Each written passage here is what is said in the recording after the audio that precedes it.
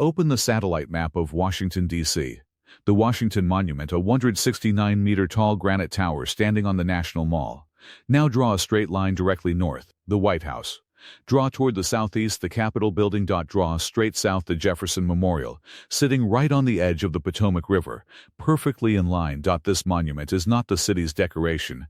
It is the central point from which the entire city map spreads outward. Now open the map of Paris. Find the Place de la Concorde, where the Luxor Obelisk has stood since 1836. Watch how 12 roads spread outward from this one point in the shape of a perfect star. The Champs-Élysées is just one arm. The entire city is organized around that one stone pillar. Now look at Rome.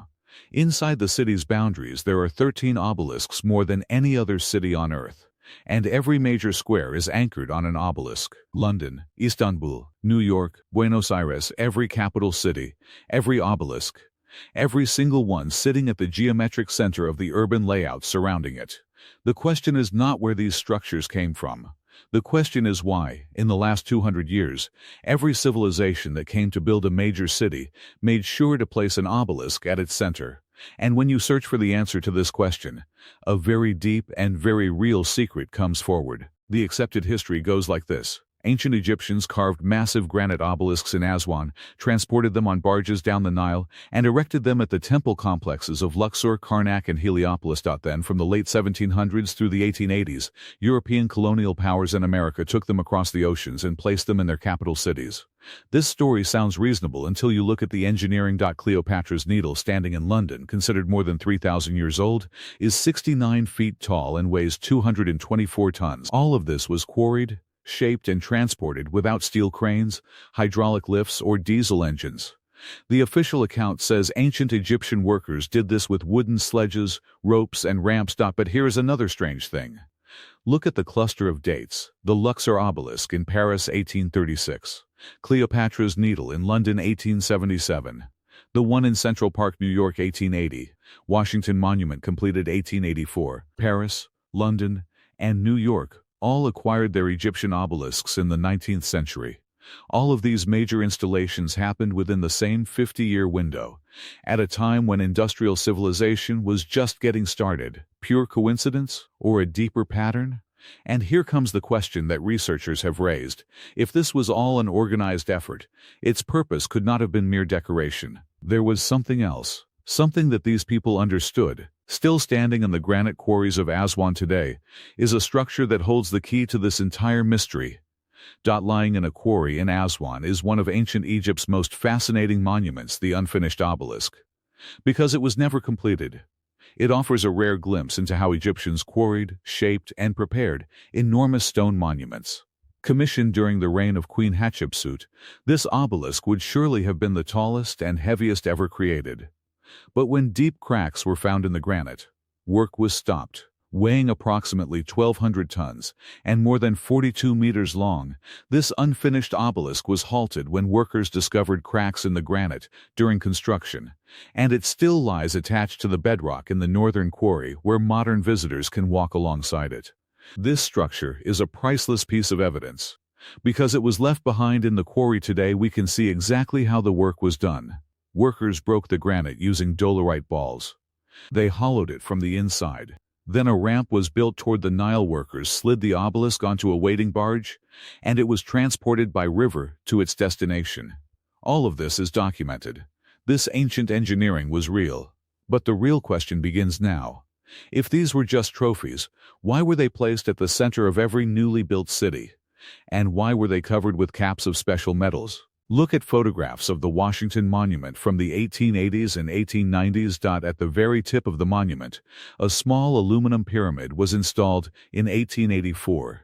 At that time, aluminum was $1.10 per ounce, as precious as silver, and the U.S. government wanted the monument capped with a precious metal, so they chose aluminum and assigned the job to William Frischmuth of Philadelphia, a German chemist who had spent 28 years perfecting the process of refining aluminum. The small but very expensive aluminum pyramid placed atop the Washington Monument in 1884 was installed to serve the functional purpose of a lightning rod, but the Cleopatra's Needle in Central Park was originally capped with electrum, an alloy of gold and silver. The Paris obelisk also has a pyramidion on top. And in 1998, French authorities had a replica of the missing gold pyramidion reinstalled, designed to reflect the rays of the sun. Now think about a scientific fact that researchers have noted. Granite is a quartz-rich piezoelectric stone that has the ability to convert mechanical vibration into electrical signals. From the perspective of frequency wave theory, ancient obelisks may have functioned as large-scale piezoelectric resonance structures that interacted with environmental frequencies. The granite construction of obelisks, similar to the granite of the Great Pyramid's King's Chamber, suggests they too possessed piezoelectric properties. Gold or electrum caps, which are highly conductive materials, could have functioned like an antenna. Think about it.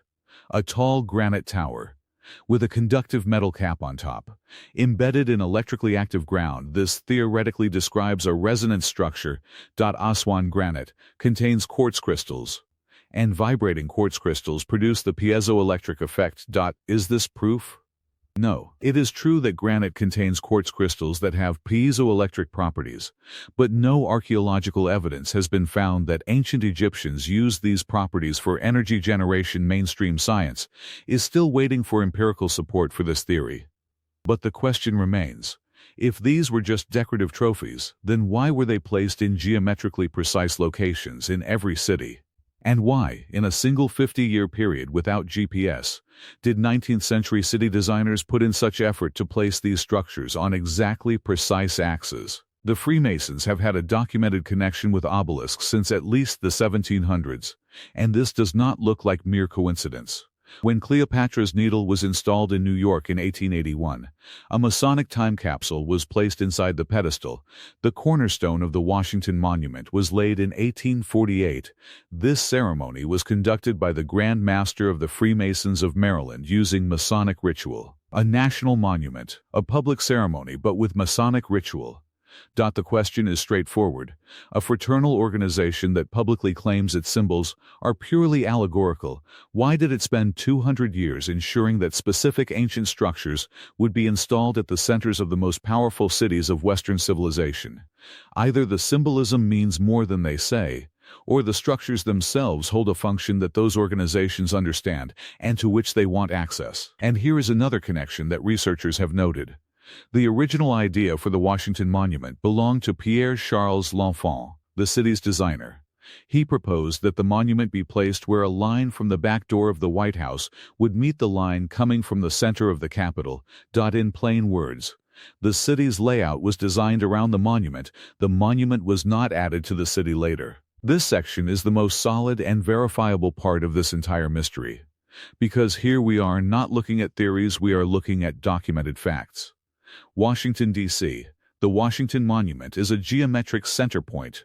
L'Enfant had proposed placing the monument where a line from the back door of the White House would meet the line coming down from the center of the Capitol.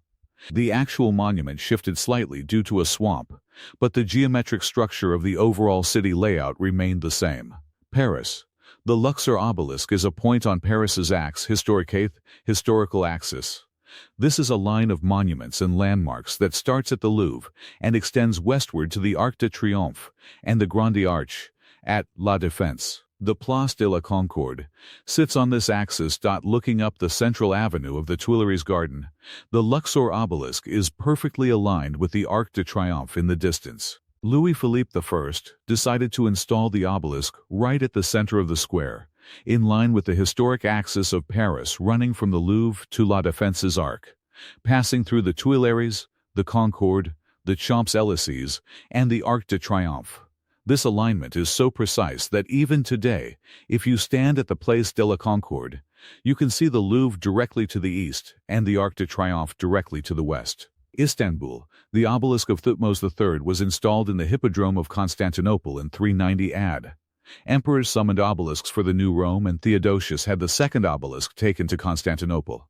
This structure has stood at the geometric center of Istanbul ever since. Rome, in the 1580s, Pope Sixtus V reorganized Rome's obelisks according to major pilgrimage destinations, a Renaissance-era GPS system. 13 Egyptian obelisks stand in prominent locations and squares around Rome. This is not accidental. It was a deliberate urban design in which ancient structures were integrated into the geometry of the new city. And the most important observation, when installing the obelisk at the Place de la Concorde in Paris. Its historical alignment was neglected, which tells us the placement was deliberately chosen, rather than simply preserving the obelisk's own original orientation, meaning city designers were making conscious decisions about the positioning of these structures. I am not telling you that ancient people ran a power grid the way we run electricity today. I am not giving you a conspiracy theory. I am giving you documented facts and pointing out the gap between them. These are the facts. First, only 28 Egyptian obelisks stand in the world today, 6 in Egypt, 13 in Rome, the rest in cities around the world. Every major Western capital has one. Second, all of these major obelisk installations happened within a single 50-year window between 1830 and 1884. Third, obelisks are enormously heavy monuments that are also transportable. This makes them unique among ancient structures. Fourth, every city placed them at the geometric center, not simply in a decorative spot. Fifth, every obelisk came with a conductive metal cap, aluminum, gold, or electrum. Sixth, granite is piezoelectric. Mechanical pressure produces electrical charges. This is basic science. The gap is this. There is no documented evidence that ancient Egyptians deliberately used these properties for any energy system. Mainstream archaeologists consider obelisks to be religious and symbolic monuments. But this question also remains. If they were only symbols, then why such precise geometric positioning? In an era without GPS, why did 19th-century city designers go to such great lengths to place these structures on exactly precise axes? Ancient Egyptians called obelisks rays of the sun in stone. They were meant to capture and transmit solar energy through urban space. Baron Haussmann's boulevards worked the same way. They illuminated the heart of the city, ensuring that even in winter, sunlight reached far into every neighborhood. Was that just a metaphor? Or was there a deeper understanding? What you have seen, Washington, Paris, Rome, Istanbul, these are not just cities. This is a pattern. A pattern so consistent that calling it coincidence becomes difficult. Obelisks were built in Egypt, that is documented. They were transported by ancient civilization, that is documented. They were taken by European powers in the 19th century, that is also documented. And they were installed at the geometric centers of cities, that is documented too. But were these structures merely trophies, or were they placed with some other understanding? That question is still open. Granite is piezoelectric. Metal caps are conductive. The alignments are real. And all of this happened within a 50-year window when Western civilization was being rebuilt. Obelisks are among the oldest or most ancient human-made monuments in the world. They carry hieroglyphs. The pyramidion points toward the sun. They are enormously heavy structures that are also transportable, and that is exactly what makes them special. Go and look at them today in London, in Paris, in Rome, in New York. Thousands of years old, standing in the middle of the world's most powerful cities. Nobody wants to remove them from there. Nobody wants to put them in museums. They are where they have always been. At the chest, at the heart of the city. Since when? For thousands of years. Why? Perhaps the answer to that question is still hidden inside that granite.